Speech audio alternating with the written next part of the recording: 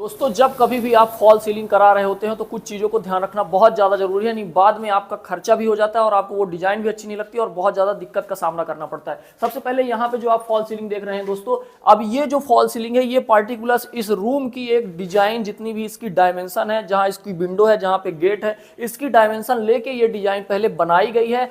उसमें एक एक इंच का कैलकुलेशन, उसके बाद ये डिजाइन शुरू की गई है। अब फॉल सीलिंग की डिजाइन कराते समय आपको सबसे पहले जो जरूरी चीजें हैं वो ये देखना है दोस्तों कि आपको जो आपका हॉल है उसमें कौन सी डिजाइन, किस तरह की डिजाइन बेस्ट लगेगी, ताकि आप पहले ही निर्धारित कर ले वो डिजाइन। आप प्री डिजाइन जो एक पहले सैंपल बनता है उसको बनवा ले आप, ताकि साइड में बनने से पहले ही आपको पता हो किस तरह की डिजाइन आने वाली है। दूसरी चीज, जब कभी आप रेसिडेंशियल घर में अपना फॉल सीलिंग करा रहे होते हैं उस समय पे आपको ये जरूर ध्यान रखना है कि आपकी जो हाइट है, मतलब फॉल सीलिंग इस तरह से आप लगवाएं कि आपकी जो हाइट होने वाली है फॉल सीलिंग लगने के बाद कम से कम 9 फीट रहे, मतलब 9.5 10 जितना मिल जाए उतना अच्छा। इसीलिए जब आपको फॉल सीलिंग करानी है उस हिसाब से आपको अपने छत की हाइट रखनी होती है। तो अब यहाँ पे देखिए, यहाँ पे फॉल सीलिंग की हाइट सही मिल रही है क्योंकि यहाँ पे कोई इशू नहीं है, बाद में ही ऊपर से ही उन्होंने फॉल सीलिंग ले रखी है। अब ये फॉल सीलिंग की जो एक डिजाइन आपको हमने दिखाई, उसके बाद अब आप अंदर आइए, मैं आपको दिखा रहा हूँ।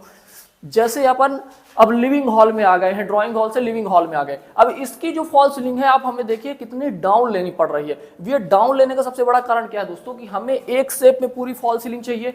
इसीलिए डिजाइन में आपको स्ट्रक्चर डिजाइन के समय ही ये चीजें निर्धारित कर लेनी चाहिए, पूरी प्लानिंग पहले से होनी चाहिए। अब देखो है क्या दोस्तों कि यहां से लेके यहां तक पूरी जो है हमारा एक लिविंग हॉल है, इतना बड़ा लिविंग हॉल है, लेकिन इसमें बीच में एक बीम आ रही है। अब देखो ये बीम आ रही है बीच में। यदि ये फॉल सीलिंग हम और ज्यादा ऊपर से कराते तो क्या होता है कि ये जो हमारी बीम है ये बीच में ऑलरेडी दिख रही होती है। इसीलिए क्लाइंट को ऐसा चाहिए होता है कि जब कोई डिजाइन बने तो सिंपल सोबर एक पूरे बड़े हॉल जैसा दिखे। अब ये चूंकि बीच में बीम आ गई 1 फीट की, इसलिए ये पूरी फॉल सीलिंग को 1 फीट से ज्यादा नीचे डाउन करना पड़ रहा है। ओवरऑल इसकी जो हाइट मिल रही है, चूंकि ये 11 फीट का है तो इसको 1 फीट से भी ज्यादा डाउन कर दिए, तब भी इसको 10 फीट 9.5 फीट आराम से हाइट मिलने वाली है। तो इसीलिए आपको ये ध्यान रखना है कि घर की हाइट को पहले डिसाइड कर रखना, यदि आप फॉल सीलिंग करा रहे हो, और फॉल सीलिंग की डिजाइन पहले आप बनवा लो, उसके बाद फॉल सीलिंग का काम शुरू कराओ। और इसमें बहुत सारे वीडियो अच्छे आने वाले हैं। आप चैनल पहली बार आए हैं तो चैनल को सब्सक्राइब कर लीजिए। कोई आपको इशू है, कुछ आपको जानना है तो आप हमें कमेंट कर सकते हैं, और हमारे इंस्टाग्राम हैंडल स्काईलाइन थिंकर्स में आप हमें जाके